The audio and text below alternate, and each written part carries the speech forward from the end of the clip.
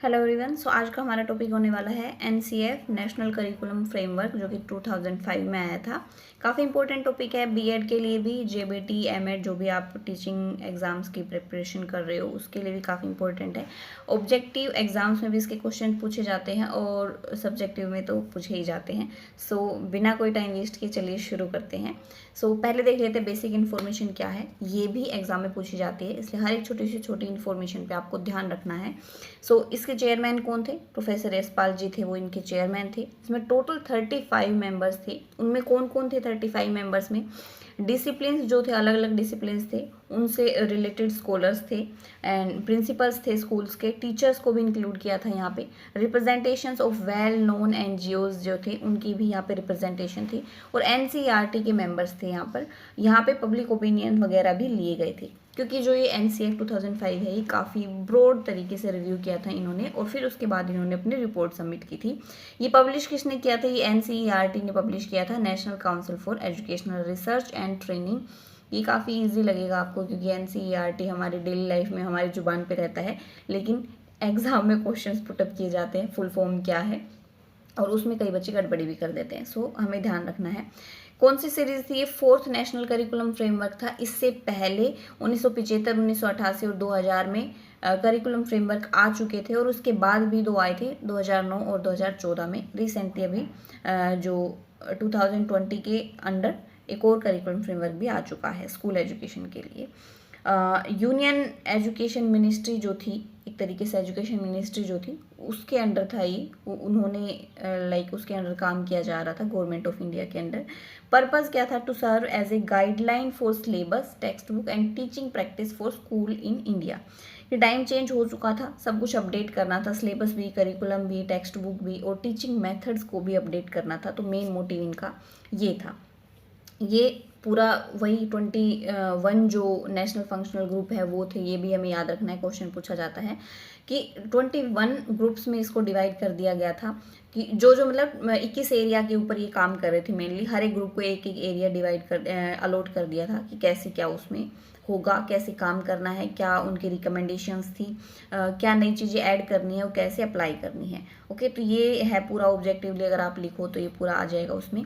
एक और की जो एनसीएफ है उसमें ना, जैसे हम जो पढ़ते हैं ऑफिशियल जो पढ़ते हैं, इसका पूरा डॉक्यूमेंट दिया हुआ है, उसमें एनसीएफ ने पूरा डिटेल में सारी चीज़ों का एक्सप्लेन किया है। लाइक प्रोग्राम ऑफ एक्शन 1992 को भी एक्सप्लेन किया है और जो हमारी एजुकेशन पॉलिसी आई थी 1986 की उसको भी, जो पीछे जो हो चुकी ना उनके रिकमेंडेशंस को, उनको भी उन्होंने पूरा एक्सप्लेन किया है। उन्होंने जो रिकमेंडेशंस दी उनको भी यहाँ पे पूरा फॉलो करने की कोशिश की गई। प्रोस्पेक्टिव क्या था एनसीएफ का वो देख लेते हैं। इनका जो मेन था वो ये था कि जो लर्निंग है वो हमें रोट मेथड से शिफ्ट करनी है और प्रैक्टिकल चीज़ों पे हमें ध्यान देना है। तो रोट मेथड को इन्होंने बंद करने या उससे हट के प्रैक्टिकल नॉलेज के ऊपर इन्होंने ज़्यादा फोकस किया। Connecting knowledge to life outside the school, जो हम पढ़ रहे हैं, किताबों में पढ़ रहे हैं, उस नॉलेज को इन्होंने प्रैक्टिकल लाइफ में, आउटसाइड स्कूल मतलब जो हमारी डेली लाइफ है उससे कनेक्ट करने के लिए रिकमेंडेशंस वगैरह दी। जो मेन इनका आइडिया जो ये प्रोस्पेक्टिव लेके चल रहे थे, to integrate examination into classroom learning and make it more flexible. जो इवेल्युएशन सिस्टम था, एग्जामिनेशंस थे, उनको और फ्लेक्सिबल बनाने की बात की इन्होंने। To enrich the curriculum so that it goes beyond textbook. जो इन्होंने करिकुलम बताया कि करिकुलम कैसे बनाना है, उसको और एनरिच करना है कि वो टेक्स्ट बुक से भी ज़्यादा बाहर जाके बच्चा सोच पाए अपने प्रैक्टिकल लाइफ में। Nurturing and overriding identity inform bye caring concern with the democratic polity of the country. मतलब वही है कि एक आइडेंटिटी ऐसी बनानी है, overriding identity inform bye caring concern की, मतलब एक तरीके से ये डेमोक्रेटिक पॉलिटी है कंट्री की, वो आए उसमें। सो इनका मेन प्रोस्पेक्टिव ये था। करेक्टरिस्टिक क्या थी उन पे देख लेते क्या थी कि इन्होंने 360 डिग्री डेवलपमेंट की बात की थी, 360 डिग्री होलिस्टिक डेवलपमेंट की बात की थी। और ये क्वेश्चन पूछा भी जाता है, 360 डिग्री या होलिस्टिक डेवलपमेंट की बात है की थी इन्होंने, जिसमें अकेडमिक, इमोशनल, फिजिकल सारे डेवलपमेंट्स की चीज़ें इसमें आ जाती हैं। इवन एक अडोलसेंस वाली जो एज होती है उसके ऊपर भी इन्होंने ज़्यादा फोकस किया था कि वो काफ़ी क्रिटिकल एज होती है और उस टाइम पे बच्चों को ज़रूरत होती है टीचर के गाइडेंस की। वो गलतियाँ करते हैं तो मतलब उनको गलतियों के बारे में बताओ, इन्फॉर्मेशन दे दो कि बच्चा गलती ना करे या गलतियों से दूर रहे। ओके, शर्मा शर्मी मत करो इस तरीके से। तो उस पर भी इन्होंने काफ़ी अच्छा फोकस किया था। Promote intellectual development of a student by providing varied opportunity, कि इंटेलेक्चुअल डेवलपमेंट ऑफ स्टूडेंट का उसको अलग अलग अपॉर्चुनिटीज़ उसको प्रोवाइड की जानी चाहिए। Promote A conducive learning environment to ensure quality education and encourage participation across various activities, कि बच्चा मतलब वही है कि अलग अलग एक्टिविटीज़ में पार्टिसिपेट करे, उसको एक अच्छा एनवायरनमेंट दो कि बच्चा अपने आप को एक्सप्रेस कर सके। Promote creative thinking and skill development by facilitating different activity and provide liberty of expression of individual with in the class, कि अलग अलग एक्टिविटीज़ या मतलब एक तरीके से लिबर्टी दो उसको कि अपने आप को एक्सप्रेस करे, उसकी जो स्किल्स हैं, उसके अंदर जो टैलेंट है उसको बाहर निकाल सके, उसमें लाइक खुल के रह सके बच्चे को अपनी इंपॉर्टेंस, मतलब बच्चे को इंपॉर्टेंट फील कराओ कि एजुकेशन है वो तुम्हारे लिए है। ओके, तो जैसे बच्चा चाइल्ड सेंटर्ड एजुकेशन की इन्होंने बात की है कि टीचर सेंटर्ड से शिफ्ट करके पूरा चाइल्ड सेंटर्ड पे ले आओ, कि बच्चा ही एजुकेशन, जो हमारा एजुकेशन सिस्टम है उसका सेंटर है, बच्चे के लिए ही सब कुछ हो रहा है। Promote multicultural attribute to ensure no student is discriminate against based on the caste, religion, social status, creed, कि मतलब बच्चा अपने आप को डिस्क्रिमिनेट फील ना करे, अलग थलग से फील ना करे। इन्होंने मल्टीकल्चरल इंक्लूजन एजुकेशन की बात की, मतलब कि इंक्लूजन करो हर चीज़ का, रेस्पेक्ट करो हर कल्चर, हर क्रीड की, हर डिफरेंस की, अलग अलग जितने भी डिफरेंट एरिया से आते हैं। ऑब्जेक्टिव क्या था इनका, हालांकि ना घूम फिर के वही चीज़ है कि इनका प्रोस्पेक्टिव क्या था, इन्होंने क्या रिकमेंडेशंस दी, क्या करना चाह रहे थे वो चीज़ें। तो ऑब्जेक्टिव क्या था इनका, कि मेन तो ये था कि ये क्वालिटी, एक्सेसिबिलिटी और इक्विटी पे फोकस कर रहे थे। मेन इनका जो मेन वो था ना, जो भी इन्होंने रिकमेंडेशंस दी थी उसमें, introduction of new concept in curriculum without increasing the syllabus, क्योंकि इन्होंने बात ही लर्निंग विदाउट बर्डन की है। सो इन्होंने बोला कि जो हमारा करिकुलम है उसमें नए कॉन्सेप्ट को हमें इंट्रोड्यूस करना है, ऐड करना है, लेकिन बच्चों को ऐसा ना लगे कि सिलेबस हमारा बढ़ गया है, उसको इस तरीके से हमें सिलेबस में ऐड करना है, इंट्रोड्यूस करना है। Making quality education accessible to students without any discrimination, कि हर बच्चे को क्वालिटी एजुकेशन मिलनी चाहिए बिना किसी डिस्क्रिमिनेशन के। एजुकेशन है वो सब बच्चों के लिए है। Curricular practice should be in alignment with secularism, social justice and equality, मतलब ये चीज़ें करिकुलम में ऐसी, मतलब आप करिकुलम इस तरीके से बनाओ, ऐसी ऐसी चीज़ें ऐड करो जिसमें बच्चे के अंदर अपने आप ही सेकुलरिज्म, सोशल जस्टिस या इक्वालिटी वाली ऐसी चीज़ें, भावनाएं या विकसित हो। Strengthening the national education ecosystem in society, जो नेशनल एजुकेशन सिस्टम है वो सोसाइटी में स्ट्रेंथन करना है।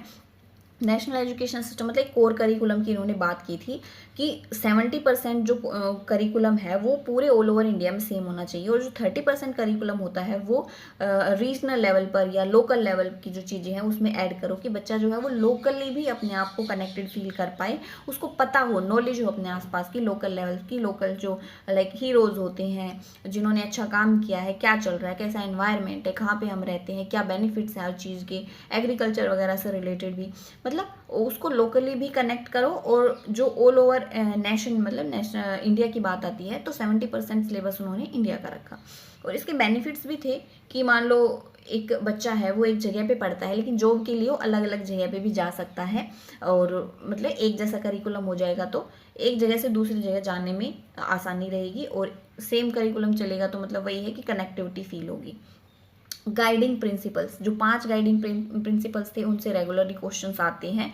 क्वेश्चंस ऐसे पुट किए जाते हैं कि कौन सा गाइडिंग प्रिंसिपल नहीं है, कौन सी चीज़ इसमें गलत दी गई है, कौन सा है, इस तरीके से। ओके, सो 5 गाइडिंग प्रिंसिपल्स थे एनसीएफ के, जो कि काफ़ी पॉपुलर है। Connecting classroom learning to the real world example, कि जो क्लासरूम लर्निंग है उसको बाहर भी कनेक्ट कर पाए, प्रैक्टिकल लाइफ में भी कनेक्ट कर पाए। Using different approaches to learning rather than rote method, मतलब रोट मेथड से शिफ्ट करना है।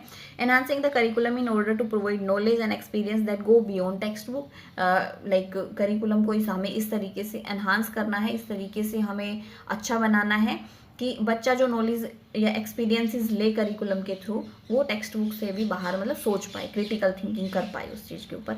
Improving exam flexibility, integrating them into a classroom and school life, जो हम एग्ज़ाम लेते हैं बच्चा एग्ज़ाम में बैठे तो वो बर्डन फील ना करे, फ्रीली एग्ज़ाम दे, इवैल्यूएशन हो उसका। दूसरा, पूरा सब्जेक्टिव ना हो, उसमें ऑब्जेक्टिव क्वेश्चंस भी ऐड किए जाएं और लाइक एक तरीके से ऑब्जर्वेशन प्रैक्टिकल जो एग्ज़ाम्स होते हैं वो भी हो, एक्सटर्नल इंटरनल वाले एग्ज़ाम्स भी हो। तो उस चीज़ों पे, इन सारी चीज़ों पे इन्होंने बात की है कि इवैल्यूएशन सिस्टम हो एक अच्छा हो कि बच्चे को ऑल ओवर हम इवैल्यूएट कर पाएँ।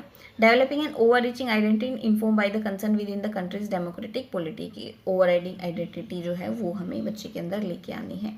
लर्निंग विदाउट बर्डन की बात इन्होंने की थी।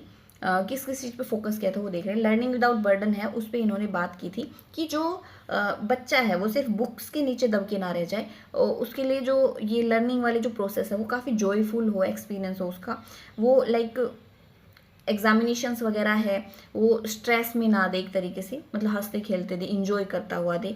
तो इन्होंने सिलेबस में एक बड़ा चेंज लाने की बात की थी कि जो सिलेबस है वो इस तरीके से बनाओ कि बच्चा है वो प्रैक्टिकल लाइफ से कनेक्टेड फील करे और अपने आप ही सीखने के लिए मतलब एक तरीके से उत्सुक हो कि हाँ मुझे ये सीखना है। To develop a sense of self reliance and dignity of the individual which would for the basis of social relationship and would develop a sense of non violence and oneness across the society. इन्होंने peace की बात की थी एक तरीके से कि जो एक बच्चा है उसमें सेल्फ रिलायंस वाली, डिग्निटी वाली भावनाएं आए, एक तरीके से नॉन वायलेंस वाली चीज़ें आए, मतलब खुद में एक सोच समझ डेवलप हो उसमें।